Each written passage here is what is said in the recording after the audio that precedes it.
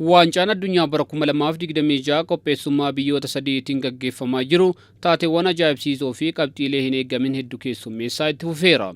Dorgommichaan kaleessa taphoonni ramaddii eegaa fi haayuu taphataman qabxiilee hin eeggamin hedduu galmaaniiru. Haaluma kanaan morkiin ramaddii haa fi gaatiin guyyaa kaleessaa taphataman hundinuu qabxii qooddachuun xumuramani. Ramaddii haa keessaa marsaa itti aanuuf darbuuf tilmaama jalqabaa kan argattee fi biyyoota shaampiyoonummaaf eeggaman keessaa tokko kan taate shaampiyooniin Awurooppaa Speen biyya seenaa isii keessatti yeroo jalqabaatiif waancaa addunyaa irratti hirmaataa jirtu Keep Verde wajjin goolii malee baateerti. Tapha kanaan dura tilmaamni ogeessota ispoortii addunyaa guutuun Speen taphicha goolii 3 yookaan immoo 4 injifatti kan jedhu ture.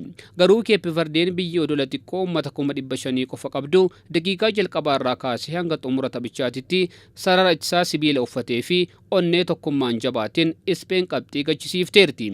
Taphichi yeroo jalqabamu akkuma tilmaamame Speen kubbaa dhibbeentaa 74 ol dhuunfachuudhaan dirree to'attee turti. Kubbaa gaggabaabaa olii dabarsuun sarara ittisaa Keep Verde cabsuufis yaalii guddaa taasisaniiru.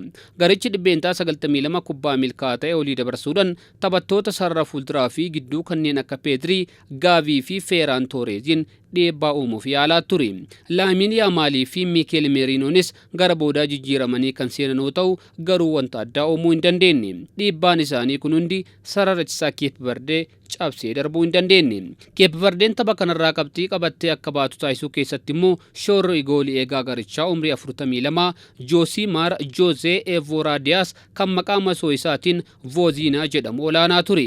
Taphatichi yaalii kallattii isaa eeggate Speen taphicha irratti taasifte 7 fashaleessuudhaan goota Keep Verde ta'eera. Keessattuu erga daqiiqaa 70ffaa booda taphataan dinqiin umrii 18 Laamin Yaamaal jijjiiramee seeneen booda dhiibbaan caalaatti jabaate. Laamin Yaamaal dandeettii fi ariitii isaatiin ittisa Keep Verde bira darbuudhaan yeroo lama gara gooliitti yaaluudhaan cimina goolii eegaa kanaatiin qolameera. Kanaanis Voziniyaan seenaa waancaa addunyaa keessatti taphataa umrii guddaadhaan waancaa addunyaa irratti hiriiree lammaffaa fi goota umrii guddaadhaan goolii osoo hin keessummeessin bahe ta'uudhaan seenaa galmeessiseera. Voziniyaan erga taphichi xumurameen booda dirree keessa jilbeeffatee imimmaan dhangalaaseera. Gaazexeessootaaf yaada isaa yeroo kennu miira isaa to'achuu dadhabee ture. Voziniyaan akkas jedhe: "Ani jireenya koo guutuu waancaa addunyaa irratti taphachuuf abjoochaan ture.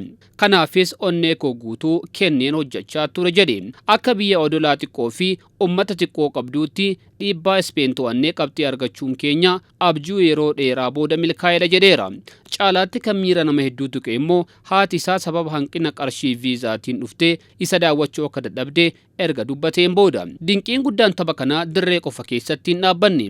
Miidiyaa hawaasummaa addunyaa irrattis wanta ajaa'ibaa uumeera. Voziniyaan utuu taphni kun hin jalqabamin dura toora Instaagiraamii irratti hordoftoota 50,000 qofa qaba ture. Addunyaan baay'eenis isa hin beeku. Garuu gootummaa inni kaleessa agarsiise booda hordoftoonni Instaagiraamii isaa miiliyoonaan dabalaniiru. Odeeffannoo hanga oduun kun qindaa'etti jiruun hordoftoonni isaa miiliyoona 6 ga'aniiru.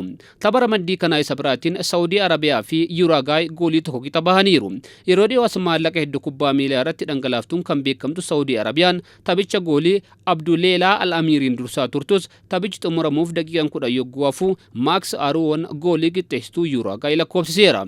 Bara 2022tti Qaataaritti shaampiyoonii dorgommichaa Arjentiinaa injifachuun addunyaa kan raafte Saawudii Arabiyaan kaleessas yaalii yeroo 28 Uruguay goolitti taasifte dandamachuudhaan qabxii takka argatteerti. Istaadiyeemii Siyaatilitti deeggartoota 66,000 ol fuulduratti taphni Ijiptii fi Beeljiyeem taphatanis goolii tokko ol qixaan xumurame. Imaam Ashuur goolii Ijipt, Mohammad Haaniin immoo garee isaatti goolii Beeljiyeem lakkoofsiseera. Ijipti seenaa waancaa addunyaa isii waggaa 92 keessatti tapha tokkicha injifattee hin beektu. Istaadiyeemii Los Angelesitti deeggartoota 70,000 fuulduratti Niwuzilaand wajjin kan taphatte Iraan goolii 2 qixa baateerti. Reezaa Yaanii fi Muheebiin goolii Iraan yoo galchan goolii Niwuzilaand lachanuu immoo taphataan Just jedhamu lakkoofsiseera.